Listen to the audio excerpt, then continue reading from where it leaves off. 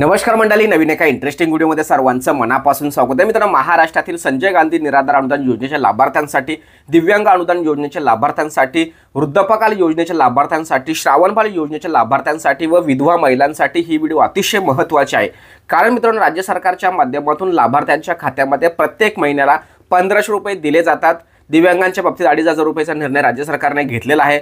परंतु मित्रांनो, ज्या दिवशी लाभार्थ्यांना हे पैसे चालू झाले त्या दिवसापासून सतत हे लाभार्थ्यांना हे पैसे मिळत होते. परंतु राज्य सरकारच्या माध्यमातून डीबीटी ही प्रणाली ज्यावेळेस सुरू झाली त्या दिवसापासून हा खूप मोठा प्रॉब्लेम निर्माण झाला आहे. आणि नोव्हेंबर असेल, डिसेंबर असेल, जानेवारी असेल, फेब्रुवारी असेल, मार्च असेल, अशा अनेक 4 ते 5 महिन्याचे पैसे लाभार्थ्यांच्या खात्यामध्ये जमा झालेले नाहीत. तर ते जे पैसे जमा झालेले नाहीत त्याला आपण थकीत अनुदान असं म्हणतो. आणि हे थकीत अनुदान लाभार्थ्यांच्या खात्यामध्ये लवकरात लवकर जमा व्हावं या संदर्भात राज्यातील सर्व लाभार्थ्यांच्या माध्यमातून विनंती केली जाते. परंतु राज्य सरकारच्या माध्यमातून किंवा सामाजिक न्याय विशेष विभागाच्या माध्यमातून कोणत्याही प्रकारची अपडेट किंवा बातमी लाभार्थ्यांना दिली जात नाही. कोणत्याही प्रकारचं पत्रक जाहीर केलं जात नाही की बाबांनो या कारणामुळे थांबलेले आहेत, काही दिवसानंतर हे पैसे तुमच्या खात्यात जमा होतील, असं कुठेही काहीही सांगण्यात येत नाहीत. अशातच आम्ही काय केलं होतं, आमच्या जिल्ह्यातील लाभार्थ्यांच्या पैकी एका लाभार्थ्यांना घेऊन आम्ही आमच्या जिल्हाधिकारी कार्यालय या ठिकाणी एक निवेदन, एक पत्र ऑनलाईन पद्धतीने ईमेलच्या माध्यमातून दिलं होतं. आणि त्या ईमेलच्या माध्यमातून दिलेल्या पत्राला त्या ठिकाणी एक अतिशय म्हणजे वेगळ्या पद्धतीचं उत्तर या ठिकाणी मिळालं आहे. ते पत्र कशा पद्धतीने केलं आहे आणि त्याला उत्तर कशा पद्धतीने आलं आहे हे आपण थोडक्यात समजून घेऊ. आणि पुढे आपल्याला काय करायचं आहे हे सुद्धा आपण शेवटच्या टप्प्यामध्ये बघणार आहोत. त्यामुळे व्हिडिओ शेवटपर्यंत बघायचे. चॅनलवरती जर तुम्ही पहिल्यांदा आला असाल तर मित्रांनो, चॅनलला लगेच सबस्क्राईब करा. संजय गांधी निराधार अनुदान योजना व इतर ज्या 4 सब योजना आहेत त्या योजनांचे खऱ्या पद्धतीची माहिती आम्ही या ठिकाणी देत असतो. म्हणून चॅनलला आता सबस्क्राईब करा.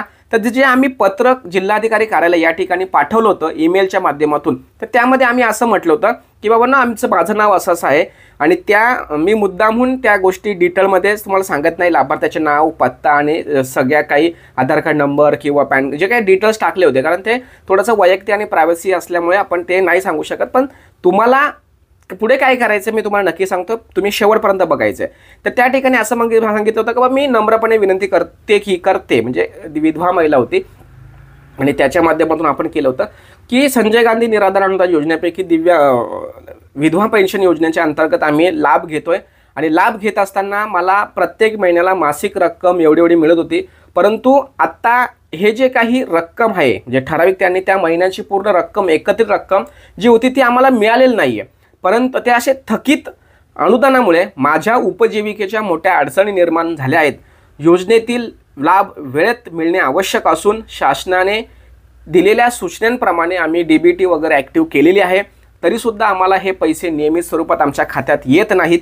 तर ते मिळालं पाहिजे किंवा आम्हाला भेटले पाहिजे, म्हणून आम्ही तुम्हाला एक नम्रपणे विनंती करतोय. आणि ही रक्कम लवकरात लवकर मिळावी किंवा जे काही असेल ते लवकर आम्हाला अपडेट मेलद्वारे रिप्लाय करावा असं या ठिकाणी विनंतीपूर्वक त्या ठिकाणी निवेदन त्या ठिकाणी दिलं होतं. आणि त्यावरती जिल्हाधिकारी कार्यालयाच्या माध्यमातून उत्तर आलं आहे. तर ते उत्तर अतिशय वेगळ्या पद्धतीचं आहे. तर त्या ठिकाणी जिल्हाधिकारी कार्यालय वगैरे, जावा क्रमांक वगैरे सगळ्या गोष्टी आहेत, ते दिनांक वगैरे आहे, प्रति ज्याला आपण ज्यांनी निवेदन केलं त्याचं नाव वगैरे सगळ्या गोष्टी होती, पत्ता वगैरे सगळं. आणि त्या ठिकाणी बघा काय म्हटलं आहे, दिनांक या दिवशी तुमचं जे पत्र आम्हाला प्राप्त झालं होतं त्या पत्राच्या अनुषंगाने आम्ही तुम्हाला कळवतोय की सदर प्रकरण समाज कल्याण विभागामार्फत तपासण्यात आले आहे. बघा, तपासण्यात आले आहे म्हणजे ते तुम्ही अर्ज केलं तर त्या अर्जाचा आम्ही पूर्णपणे पाठपुरावा करून तुमचा जे अर्ज होता तो समाज कल्याण विभागाच्या माध्यमातून आम्ही तपासण्यात आलेला आहे.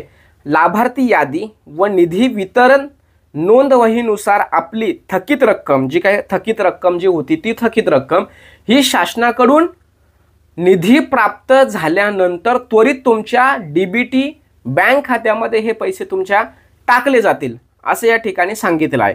तसेच पुढील काळात अनुदान नियमित मिळावे यासाठी संबंधित अधिकाऱ्यांना आवश्यक त्या सूचनासुद्धा आम्ही केल्या आहेत. बघा, म्हणजे डायरेक्ट उत्तर वेगळ्या पद्धतीचं आलं आहे. म्हणजे तुम्ही सांगाल का सर असं कसं काय उत्तर वेगळ्या पद्धतीचे?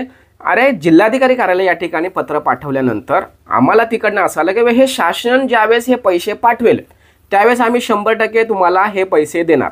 म्हणजे डायरेक्ट ते कुठे गेलं? शासनापर्यंत गेलं. म्हणजे शासन या संदर्भात निधी उपलब्ध करून देईल, मंजुरी करून देईल, त्यावेळेस हे पैसे आम्ही तुमच्या खात्यामध्ये देणार. म्हणजे शेवटचा टप्पा आपला गेला कुठे? शासन. आता शासनाला कितीही निवेदनं दिली, कितीही पत्रव्यवहार केलं, तरीसुद्धा आपल्याला सर्वांना माहिती आहे की शासनाला जे करायचं आहे तेच शासन करणार, बाकीचं काहीच करणार नाही. त्यामुळे आता पुढचा टप्पा आपण काय केलं पाहिजे? तर माझा या व्हिडिओच्या माध्यमातून सर्वांना एक विनंती आहे की प्रत्येकाने तुमच्या जे जिल्हाधिकारी कार्यालय आहे त्या ठिकाणी ईमेल पाठवायचे. कोणाला ईमेल पाठवायचं, त्याचा ईमेल आय डी जर तुम्हाला हवा असेल तर मी तुम्हाला नक्कीच कमेंट बॉक्समध्ये देईल, लक्षात ठेवा. तर तो ईमेल आय डी तुम्हाला त्या ठिकाणी मिळणार आहे आणि त्या ईमेलला जे मी तुम्हाला सांगितलं त्या पद्धतीचं पत्र, आता ते तुम्ही तुमच्या भाषेत लिहा, काही अडचण नाही. ते पत्र तुम्हाला लिहायचं आहे. मेल आय डी कुठे घेऊन नका जाऊ, मेलने पाठवा. थोडंसं आपण पण सुद्धा टेक्निकल स्ट्रॉंग झालो पाहिजे, टेक्निकल आपण बाजू ॲक्सेप्ट केल्या पाहिजे, तशा पद्धतीने आपण काम केलं पाहिजे. तर ईमेल आय डी, जर तुम्हाला ईमेल आय डी पाठवता येत नसेल तर तुम्ही शेजारी पाजारात कोणाला विचारा आणि तो ईमेल आय डीवरती तो निवेदन पाठवा. काय उत्तर येतं आहे ते बघा. आम्हाला जे उत्तर मिळालं आहे त्या उत्तराच्या माध्यमातून या ठिकाणी सर्वात महत्त्वाचा शासन हा एक महत्त्वाचा स्रोत या ठिकाणी सांगितलं आहे. आता शासन जेव्हा हे निधी मंजूर करेल त्यावेळेस आपल्याला हे पैसे मिळणार, अशा पद्धतीचे जे प्रशासन आहे त्या प्रशासनाने स्पष्टपणे सांगितलं आहे. आता शासनाला कितीतरी विनंती किंवा निवेदन आपण सुद्धा दिलेले आहेत, परंतु शासन काय म्हणत आहे की थांबा, थोडंसं काम चालू आहे, अपडेट झालं का आम्ही तुम्हाला देऊ वगैरे. शासन सुद्धा नाही असं म्हणत नाही आहे. तर याला शेवटचा एक पर्याय असा आहे की तुमच्या ओळखीचे किंवा तुम्ही आपली ही जी व्हिडिओ जी लोक बघतात त्यापैकी कोणी जर वकील असेल किंवा कोर्ट कचेऱ्यांचा जर विषय त्यांना माहीत असेल, न्यायालयाचे नियम अटी किंवा त्याच्या तिथे जाऊन आपल्याला काही करता येईल का, अशा पद्धतीचा वेळ देणारा कोणी जर व्यक्ती असेल तर नक्कीच आता हा विषय शेवटच्या टोकाला घेऊन जायला काहीही हरकत नाही. निदान काय निर्णय निघेल ते निर्णय तरी कळलं पाहिजे, कारण हा विषय आता कोर्टाशिवाय आपल्याला न्याय मिळणार नाही असं मला सुद्धा वाटायला लागलं आहे. कारण अनेक लाभार्थ्यांच्या माध्यमातून थकीत अनुदान कधी मिळणार असे प्रश्न विचारले जातात, पण थकीत अनुदानासंदर्भात प्रशासनानेच त्याची भूमिका स्पष्ट केली आहे. शासनसुद्धा वेळखाऊ करत आहे. अशातच जर तुम्हाला हवे असतील तर आपल्याला शेवटचा पर्याय म्हणजे न्यायालय किंवा कोर्ट या ठिकाणी आपण जाऊन आपल्या हक्काचे पैसे का देत नाही या संदर्भात आपण जाब विचारू शकतो आणि त्या ठिकाणी तुम्हाला माहिती आहे समप्रमाणामध्ये न्याय मिळण्याची शक्यता आहे असं आपण या ठिकाणी गृहीत धरू. पण हे कोणीतरी पुढाकार घेऊन केलं पाहिजे तरच शक्य, अन्यथा थकीत अनुदान हा विषय तसाच राहणार. त्यामुळे नेहमी थकीत अनुदानासंदर्भात जर प्रश्न येत असतो तर त्याला शेवटचं उत्तर आता माझ्याकडून सुद्धा आलेलं आहे की बा कोर्ट किंवा न्यायालय या ठिकाणी गेल्याशिवाय तुम्हाला पैसे मिळणार नाही, अन्यथा हे पैसे येणं सोडून द्या, त्याचा विचार सोडून द्या. नवीन ज्या इतर योजना राज्य सरकारच्या आहेत त्या योजनांचा लाभ कसा घेता येईल, जे नियमित हप्ते तुम्हाला मिळत आहेत ते नियमितपणे कसे मिळणार यासाठी प्रयत्न करणं हाच एक यावरती उत्तर असेल. अशा पद्धतीने मित्रांनो थकीत अनुदानासंदर्भात महाराष्ट्र राज्यामध्ये कशा पद्धतीचं वातावरण आहे हे तुमच्यासमोर मांडण्याचा प्रयत्न केला आहे. सदर व्हिडिओ सदर माहिती उपयुक्त आणि महत्त्वाची वाटत असेल इतरांना नक्की शेअर करा. व्हॉट्सअप ग्रुप व्हॉट्सअप चॅनलची लिंक डिस्क्रिप्शन बॉक्समध्ये दिलेली आहे. महिला वर्गाने व्हॉट्सअप चॅनलला जॉईन व्हायचं आहे, पुरुष वर्गाने व्हॉट्सअप ग्रुपला जॉईन व्हायचं आहे. ज्या काही महत्त्वाचे शासन निर्णय किंवा अपडेट येतात ते आपण त्या ठिकाणी टाकत असतो. आणि तुमचे काही प्रश्न असतील तर कमेंट बॉक्समध्ये नक्की सांगा, व्हॉट्सअपला विचारा. भेटूया पुढील व्हिडिओसह. तोपर्यंत धन्यवाद. जय हिंद, जय महाराष्ट्र.